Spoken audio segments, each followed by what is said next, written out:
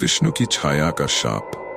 प्राचीन काल में जब देवताओं और मानवों की दुनियाएं एक दूसरे में समा जाती थी, एक ऐसा राजा जो जीवित आंखों से छिपा हुआ था, एक राज्य जहां देवताओं की छायाएं स्वतंत्र रूप से विचरण करती थी। इसे छायाओं का लोक कहा जाता था, जहां यहां तक कि सबसे महान देवताओं की भी काली निराकार छायाएं थीं। इन दिव्य छायाओं में एक ऐसा था जो विष्णु की अपनी ऊर्जा से उत्पन्न हुआ था, जिसे कालिम कहा जाता। कालिम अत्यंत शक्तिशाली था, लेकिन उसमें गहरी नाराजगी भी। बाकी छायाएं जहां देवताओं की इच्छाओं की सेवा करती थीं, कालिम में एक अंधेरे महत्वाकांक्षा की भावना थी। वह मॉर्टल लोक से मुक्त होकर उस पर शासन करना चाहता। कहानी की शुरुआत कुशल नामक एक शांतिपूर्ण वन में होती है, जहां एक छोटा सा गांव विष्णु के आशीर्वाद से समृद्ध हो रहा था।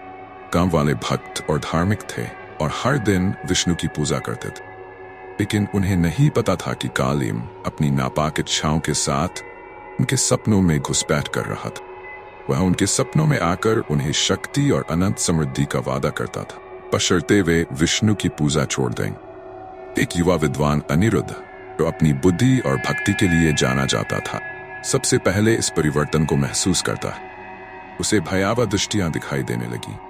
धुंध से ढके जंगल, प्राचीन खंडहर जिनमें अदृश्य उपस्थिति थी, और जीवित छायाएं, ये सब कालिम की योजना के टुकड़े थे, जो गांव की गिरावट का मंच तैयार कर रहे थे। जैसे जैसे गांव वाले कालिम के वादों के प्रति आकर्षित होते गए, उनका विष्णु के प्रति श्रद्धा घटने लगी। अनिरुद्ध ने गांव के बुजुर्ग साधु गुरु वरुण से मार्गदर्शन प्राप्त करने का निर्णय लिया। गुरु वरुण ने बताया कि कालिम कभी एक रक्षक आत्मा था, जिसे विष्णु ने दिव्य शक्ति को हथियाने के प्रयास के लिए छायाओं के लोक में निर्वासित कर दिया। अपने गांव को बचाने की दृढ़ इच्छा शक्ति के साथ अनिरुद्ध ने एक प्राचीन कलाकृतियां, विष्णु का अमूल्य आभूषण को खोजने के लिए जंगल की गहराइयों में यात्रा की। यह आभूषण कहा जाता था कि इसमें छायाओं को पराजित करने की शक्ति थी। लेकिन जंगल, जो कभी हरा भरा था, अब कालिम के बढ़ते प्रभाव से विकृत और सड़ा हुआ था। पेड़ सांपों की तरह लहराते थे और एक अजीब सी चुप्पी छा गई थी। जंगल के दिल में अनिरुद्ध ने आभूषण को पाया, जो एक प्राचीन मंदिर की गहराई में छिपा हुआ था, कि सतह एक मंद पवित्र प्रकाश से चमक रही थी।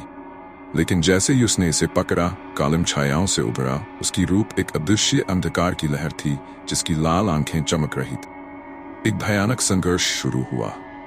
कालिम, जो सभी भयावह स्वप्नों की आत्मा का प्रतिनिधित्व करता था, ने अनिरुद्ध के चारों ओर वास्तविकता को मोड़ते हुए विकृत परिक्थाएं और फुसफुसाहटें उत्पन्न की।